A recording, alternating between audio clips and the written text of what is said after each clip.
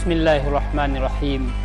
Assalamualaikum warahmatullahi wabarakatuh. Alhamdulillahi rabbil alamin.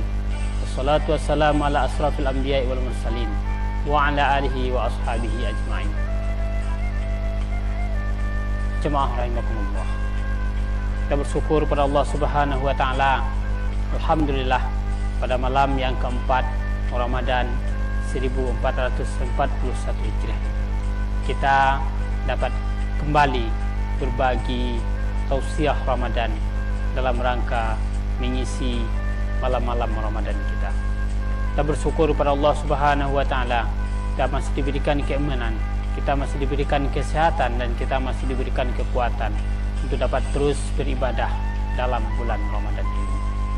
Salawat dan salam kita sampaikan buat junjungan kita, putra padang pasir, yaitu Nabi Muhammad sallallahu alaihi wasallam, yang sudah berjuang untuk kita, yang sudah berjuang untuk umatnya dalam rangka menegakkan kalimat la ilaha illallah Allah ini.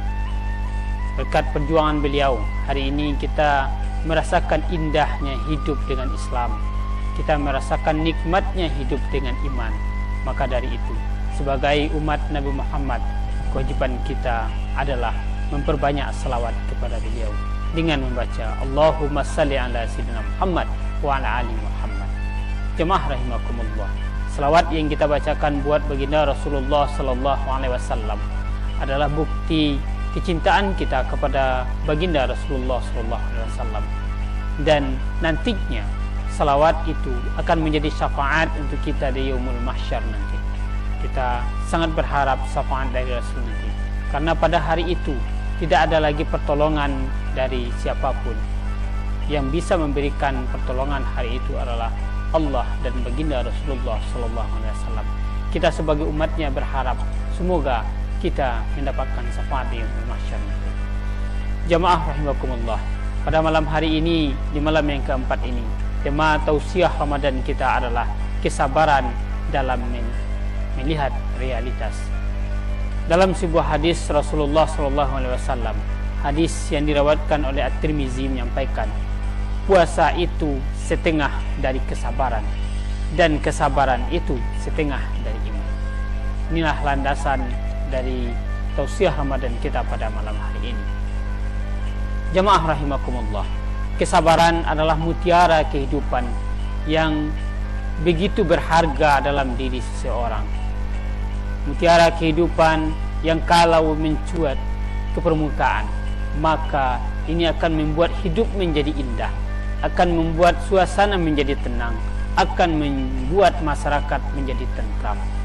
Kesabaran ini adalah buah dari keimanan seseorang.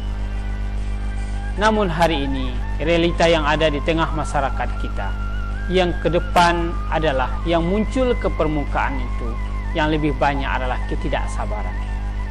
Banyak orang yang tidak sabar dalam menghadapi realita kehidupan. Banyak orang yang tidak sabar menghadapi ujian-ujian dari Allah Subhanahu wa taala. Maka dari itu, kita lihat contoh orang yang banyaknya orang melakukan demonstrasi, orang melakukan unjuk rasa, orang melakukan kegiatan-kegiatan yang merusak lingkungan. Ini adalah buah ketidaksabaran. Ujung dari ketidaksabaran adalah kerugian, dan ujung dari kesabaran adalah keuntungan dan kemuliaan. Maka dari itu, seyogianya bagi kita orang yang beriman kepada Allah Subhanahu wa taala, maka yang harus ke depan dalam diri kita itu adalah kesabaran, bukan ketidaksabaran. Karena ketidaksabaran itu akan mengantarkan kita kepada kerugian. Jamaah rahimakumullah, kesabaran itu setidaknya dapat kita kelompokkan menjadi 3. Yang pertama, sabar dalam ketaatan. Ketaatan kepada Allah Subhanahu wa taala, ketaatan kepada Rasul butuh kesabaran. Syaitan akan selalu merongrong, akan selalu menggoda orang agar tidak sabar dalam ketaatan. Sekali berbuat kebaikan, sekali berbuat ketaatan, maka sudah merasa lelah dengan ketaatan tersebut, maka inilah godaan dari syaitan. Untuk ketaatan itu kita butuh kesabaran, bagaimana kita bisa istiqamah dalam menegakkan kegiatan-kegiatan dalam rangka meningkatkan ketaatan kita kepada Allah Subhanahu wa taala. Maka dari itu, kesabaran dalam ketaatan ini mesti selalu kita penuhi. Godaan-godaan untuk tidak melakukan sifat-sifat ketaatan harus kita lawan, dan kita munculkan kesabaran kita agar selalu istiqamah dalam menjalankan ketaatan. Yang kedua, kesabaran dalam amar ma'ruf nahi munkar. Amar ma'ruf nahi munkar adalah tugas setiap orang yang beriman, ada tugas setiap orang muslim. Amar ma'ruf nahi munkar adalah kewajiban individu kita, bukan kewajibannya para ustadz saja, bukan kewajibannya para mubaligh saja, bukan kewajibannya para guru-guru saja, bukan kewajibannya para orang-orang yang mubaligh, ustadz dan segala macam. Tidak. Tapi amar ma'ruf nahi munkar adalah kewajiban masing-masing individu muslim. Maka dari itu, kita harus melatih diri kita bagaimana kita bisa mengajak orang lain untuk berbuat kebaikan dan mencegah orang lain untuk berbuat kemungkaran, dan tentunya harus diawali dengan diri kita sendiri terlebih dahulu. Inilah kesabaran yang kedua. Ini butuh kesabaran. Kadang ketika kita mengajak orang untuk berbuat kebaikan dan mencegah orang kepada berbuat kemungkaran, ada saja orang yang mencemooh kita, orang yang mematahkan semangat kita, atau orang yang menginginkan kita untuk tidak melakukan itu. Maka disinilah dibutuhkan kesabaran dalam amar ma'ruf nahi munkar. Istiqamahlah dalam untuk menyeru kepada kebaikan dan mencegah kepada kemungkaran. Yang ketiga, kesabaran dalam menghadapi ujian Allah. Manusia itu selalu mendapat ujian dari Allah Subhanahu wa taala. Allah memberikan ujian kepada orang yang beriman adalah dalam rangka mengangkat derajatnya, dalam rangka mengangkat harga dirinya, dalam mengangkat derajat ketakwaannya. Sehingga dengan ujian tersebut, bagi orang yang bisa sabar dengan keujiannya tersebut, maka derajatnya akan diangkatkan oleh Allah Subhanahu wa taala. Maka dari itu, apapun ujian yang diberikan oleh Allah Subhanahu wa taala harus kita hadapi dengan penuh kesabaran. Pandemi COVID-19 yang hari ini mewabah di negara kita, tidak hanya di negara kita, di dunia mewabahnya COVID-19 ini, maka dibutuhkan kesabaran kita sebagai orang yang beriman. Kita harus bisa sabar menghadapi COVID. Kita harus bisa mematuhi aturan-aturan yang sudah dikeluarkan oleh pemerintah. Kita harus bisa mematuhi aturan-aturan yang dikeluarkan oleh majelis ulama. Kita harus bisa sabar dalam hal ini, karena sifat emosional kita, sifat individualisme kita, kalau kita kedepankan dalam masa seperti ini, maka kita sendiri yang akan rugi.